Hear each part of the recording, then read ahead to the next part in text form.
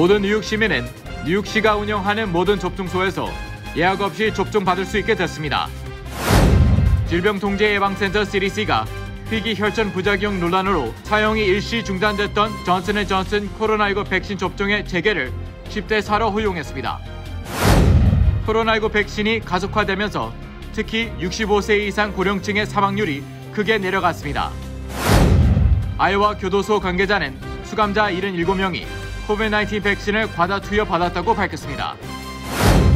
팬데믹 이후 봉쇄 조치가 실시되면서 교회 주택 가격의 상승세가 지속적으로 이어지고 있습니다.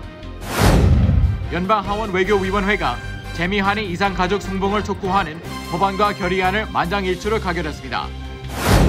조 바이든 대통령이 고소득자의 양도소득세를 2배 정도로 인상하는 방안을 추진 중인 것으로 알려졌습니다. 공화당이 조 바이든 대통령이 제시한 초대형 규모의 인프라 법안을 4분의 1로 줄이는 역제안을 했습니다.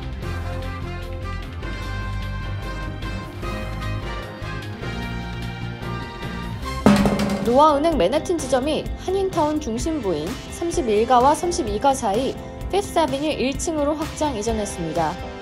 동포사회에 꼭 맞는 다양한 상품과 고객 만족 서비스로 여러분께 다가가겠습니다. 한인 비즈니스의 내일을 생각하는 은행 노아은행, 멤버 FDIC and Equal Housing Lender.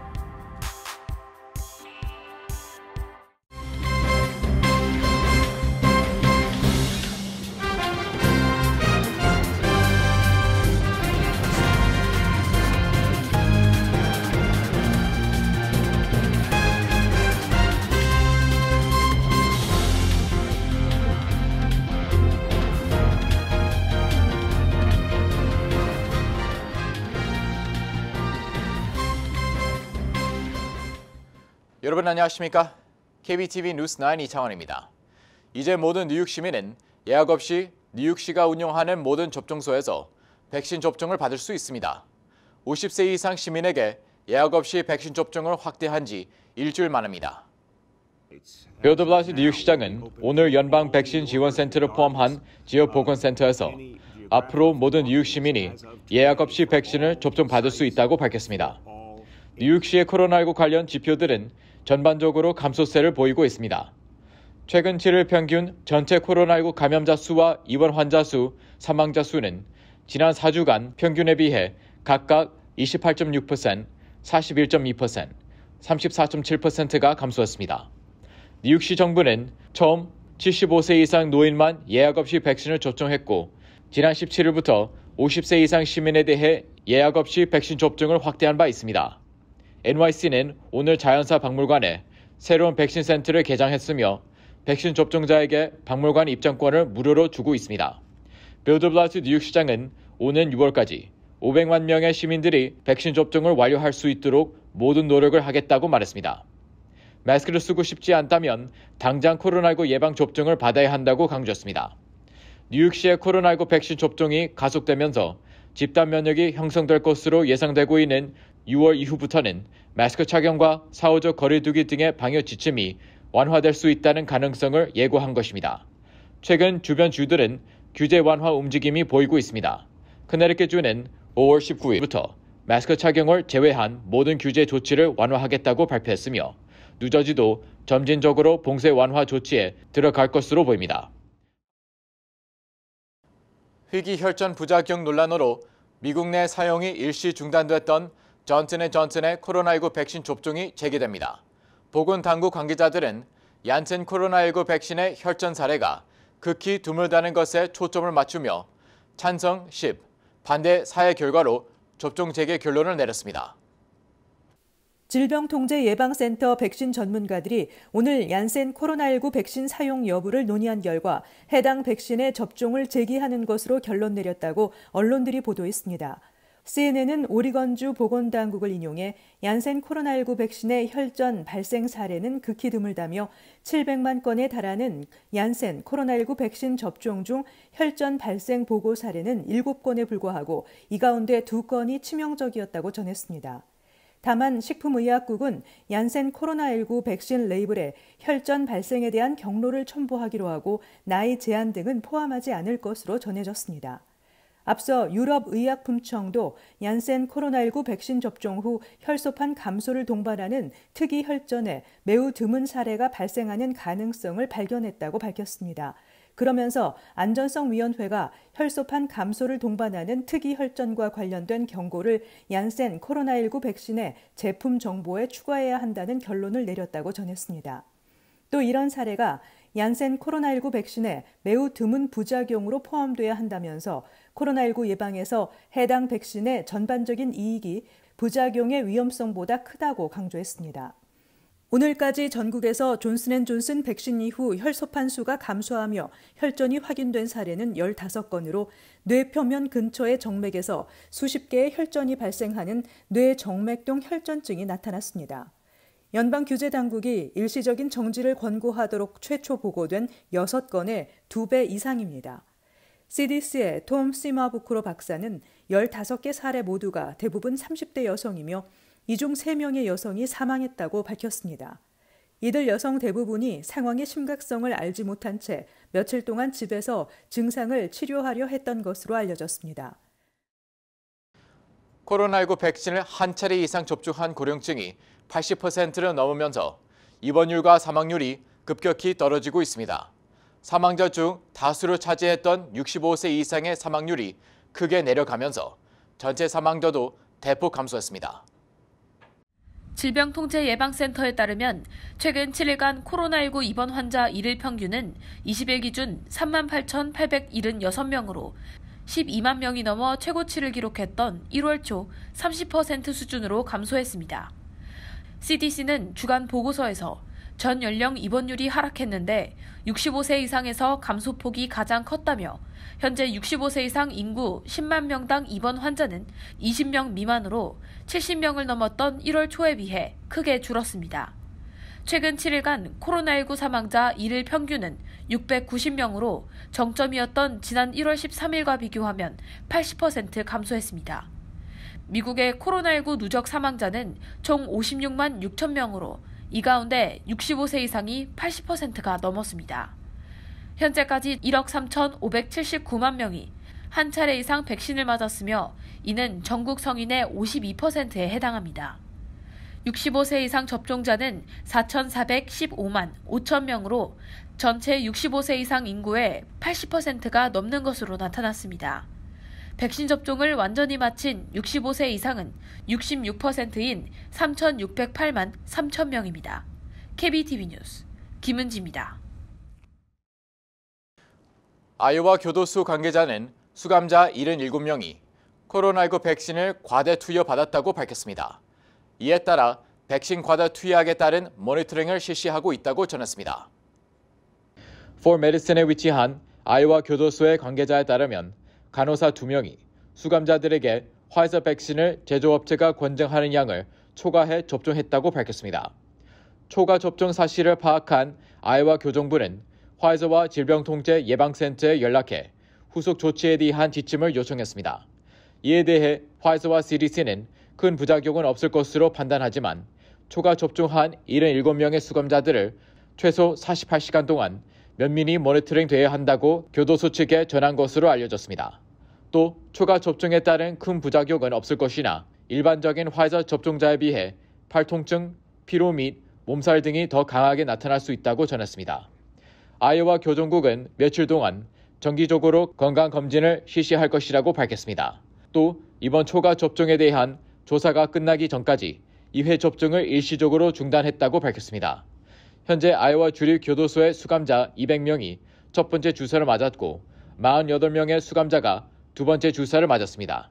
아이오와 교정국 대변인은 아이오와 교정국 전체에서 1,964명의 수감자가 첫 번째 접종을 받았으며 214명의 수감자가 두 번째 접종을 받았다고 전했습니다. 팬데믹 이후 봉쇄 조치가 실시되면서 교외 주택 가격의 상승세가 지속적으로 이어지고 있습니다.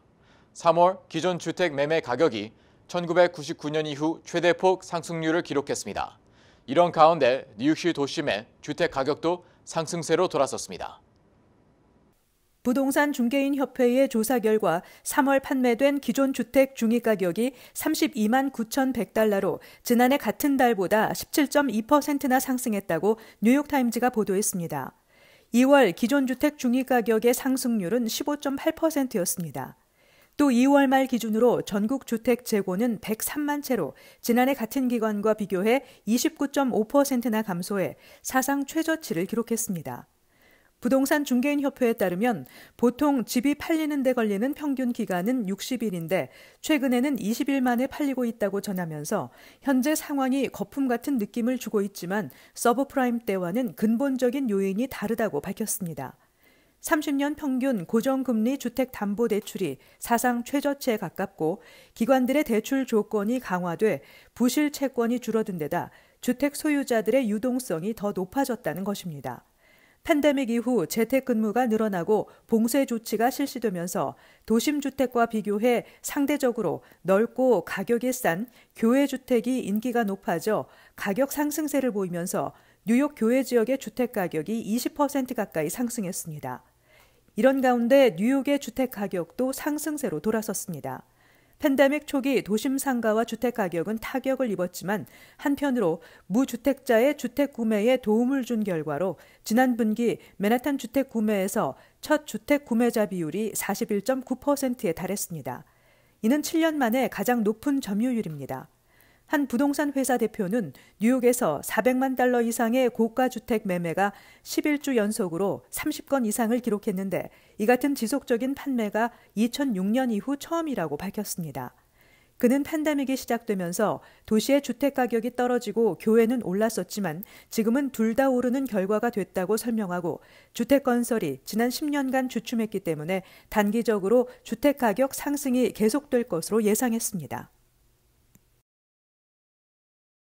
연방하원외교위원회가 재미한인 이산가족 상봉을 촉구하는 법안과 결의안을 만장일치로 가결했습니다. 보도에 김은지 기자입니다. 지난 21일 미주 한인 유권자 연대는 하원 외교위가 이산가족 상봉 법안과 미주 한인들의 북한 가족 상봉 촉구 결의안을 표결에 붙여 만장일치로 통과시켰다고 전했습니다. 그레이스맹 하원의원과 벤 테일러 하원의원이 공동으로 발의한 이산가족 상봉 법안은 국무부가 한국 정부와 미주 한인의 북한 가족 상봉 문제를 논의하고 국무부 대북 인권특사가 미주 한인과 관련 논의를 하도록 명시하고 있습니다. 또 대북 인권특사가 의회에서 관련 보고서를 제출하는 한편 법안 통과 90일 이내에 상하원 외교위원회에 화상 상봉 방안에 대한 보고서를 제출하도록 하고 있습니다. 법안의 공동 발의자로는 앤디 김, 영 김, 메릴린 스트릭랜드, 미셸 박스틸 등 4명의 한인 하원의원과 총 26명이 참여하고 있습니다. 앞서 같은 내용의 법안이 2020년 3월 연방하원 본회의 표결에서 압도적 다수의 찬성으로 통과됐지만 상원에서 통과가 좌절된 바 있습니다. 한편 이날 함께 외교위를 통과한 결의안에는 미국과 북한이 상봉을 원하는 이산가족 신원을 확인해 한국 전쟁으로 헤어진 가족의 만남을 추진해야 한다는 내용과 함께 한국 정부와의 협력을 촉구하는 내용도 담겨 있습니다. 결의안은 한국계 영김 의원과 캐런 베스 의원이 발의했습니다. KBTV 뉴스 김은지입니다. 조 바이든 대통령이 고소득자의 양도소득세를 2배 정도로 인상하는 방안을 추진 중인 것으로 알려졌습니다. 부자 증세 공약을 구체화하는 분위기지만 공화당의 반대로 인한 치열한 공방이 예상됩니다. 바이든 대통령은 1조 달러 규모의 미국 가족계획 법안과 관련한 재원 마련을 위해 연소득 100만 달러 이상 고소득자의 양도소득세를 현재 20%에서 39.6%로 인상하는 방안을 검토 중이라고 뉴욕타임즈가 보도했습니다. 한국은 주로 부동산을 매매할 때 양도소득세라는 이름으로 세금을 물리지만 미국은 부동산 외에 주식 등 투자증권, 귀금속 등의 거래에서 발생하는 이익에도 자본이득이라는 항목으로 세금을 부과하고 있습니다. 또 자본이득에 대해서는 연방정부 외에 주정부가 별도로 과세할 수 있어 뉴욕주는 고액의 자본이득에 대한 세율이 52.22%, 캘리포니아주의 경우 56.7%까지 될 수 있다고 언론은 전했습니다. 이와 함께 부유층의 상속세 인상도 논의되고 있는 것으로 알려졌습니다. 바이든 대통령은 연소득 40만 달러 이상의 급여 등을 받는 소득자에 대한 소득세 최고 세율도 현행 37%에서 39.6%로 올리겠다는 공약을 이미 제시한 상태입니다. 미국 가족계획 법안은 근로자들이 새로운 기술을 배우고 보육 보조금을 확대하고 지역대학 등록금을 무상으로 하는 조치들이 포함될 것으로 예상되고 있습니다. 바이든 대통령은 이와는 별개로 2조 2,500억 달러 규모의 인프라 일자리 투자 법안인 미국 일자리 계획에서 재원 마련을 위해 법인세 최고 세율을 현재 21%에서 28%로 올리는 방안을 제안했습니다. 그러나 민주당 일각에서도 반대해 25%를 인상하는 절충안이 논의되고 있습니다. 공화당은 조 바이든 대통령이 제시한 2조 2,500억 달러 규모의 초대형 인프라 법안을 4분의 1로 줄이는 역제안을 했습니다. 김은지 기자의 보도입니다. 로이터 통신 등에 따르면 공화당은 어제 5,680억 달러 규모의 인프라 투자 방안을 공개하고 이를 바이든 대통령에게 전달했다고 밝혔습니다. 바이든 대통령이 추진하는 2조 2,500억 달러의 인프라 투자 법안을 4분의 1로 줄여 역제안을 내놓은 것입니다. 공화당은 바이든 대통령이 추진하는 방안과 달리 전통적 인프라 투자에 집중하는 방안을 내놓았습니다. 주요 내용은 도로와 교량에 2,990억 달러, 초고속 통신망에 650억 달러, 대중교통에 610억 달러, 공항에 440억 달러, 식수 및 오수 시스템에 350억 달러, 철도에 200억 달러 등입니다. 바이든 대통령이 내놓은 인프라 법안은 전통적 인프라 말고도 기후변화 대처를 위한 친환경 에너지 기반 마련 및 초고속 통신망 등을 대거 포함하고 있습니다. 또 재원 마련과 관련해서 바이든 대통령은 법인세율 인상 등 증세로 재원을 충당한다는 계획인 반면 공화당은 이용자가 내는 사용료와 조세 수입이 많은 주정부의 지원 등으로 충당한다는 계획입니다. 공화당은 바이든 대통령의 인프라 법안 규모와 범위, 재원 조달 방식에 모두 반대해왔습니다. 현재 인프라 관련 법안은 양측의 이견이 너무 커서 접점을 찾기 쉽지 않을 것이라는 전망입니다. 백악관은 공화당의 협조를 구하겠지만 여의치 않을 경우 민주당의 단독 처리가 가능한 예산 조정권을 동원할 가능성도 열어둔 상태입니다.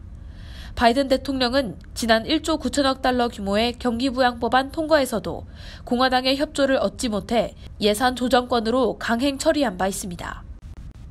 KBTV 뉴스 김은지입니다. 내 집같이 편안한 은행 뉴 밀레니엄 뱅크가 뉴저지 클러스터와 뉴욕 플러싱에 새로운 지점을 오픈하였습니다.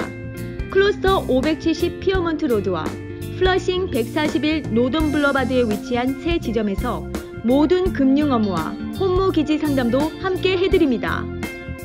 Member of FDIC and Equal Housing Lender.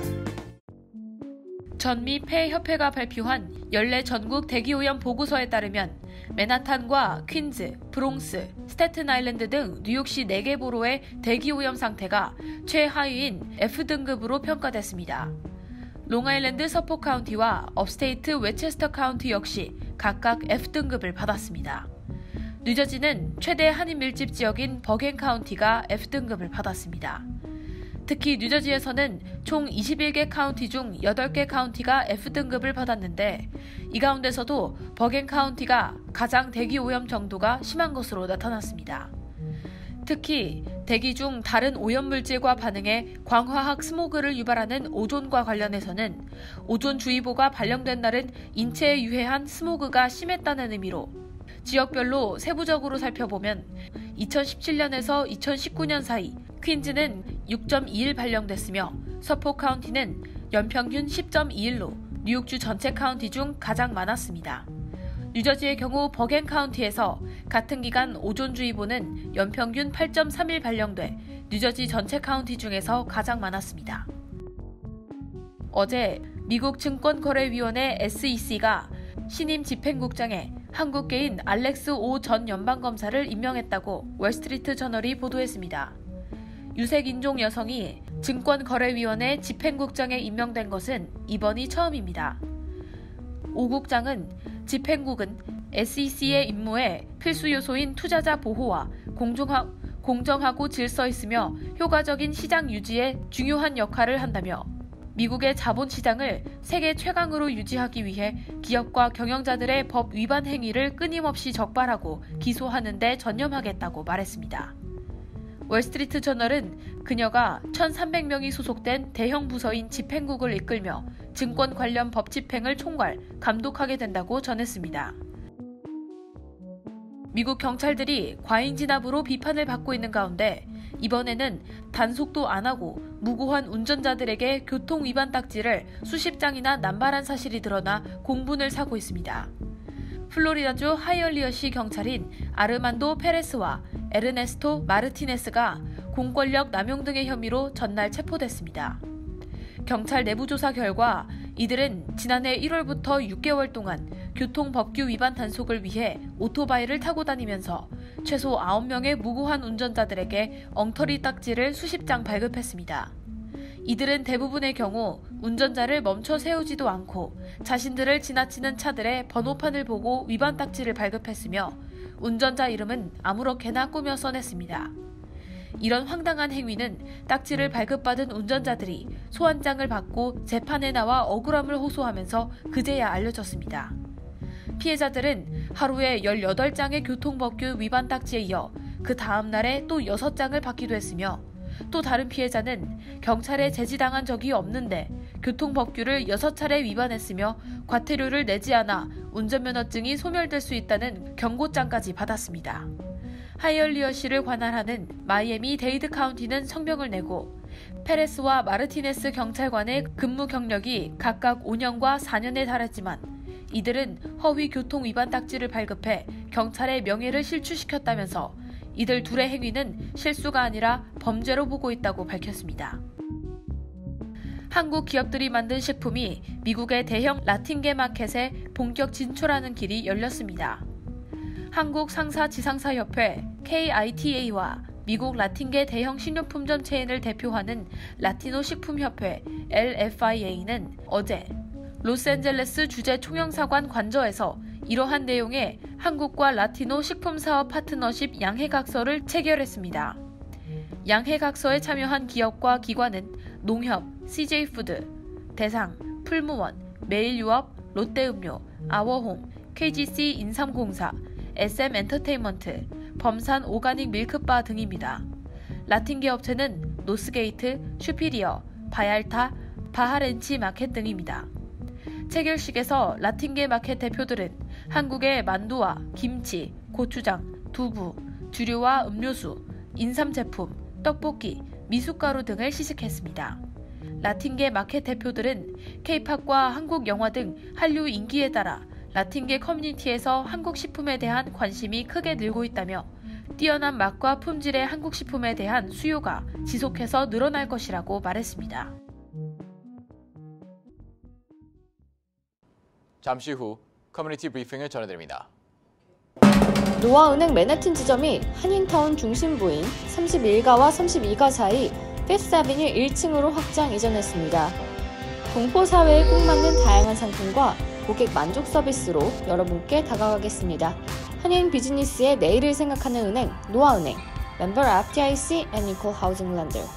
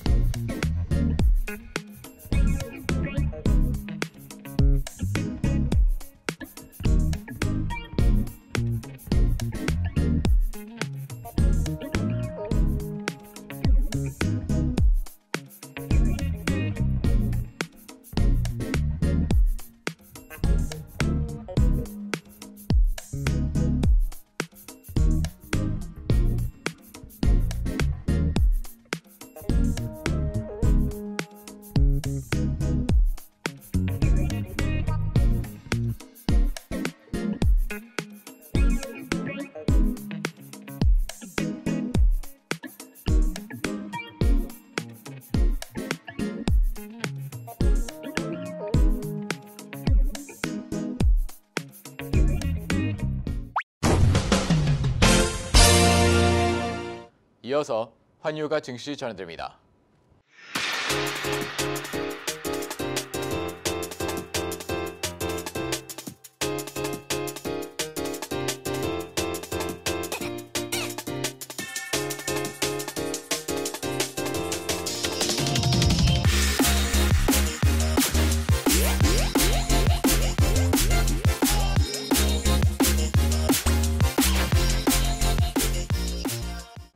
잠시 후 뉴욕과 뉴저지 날씨 전해드립니다.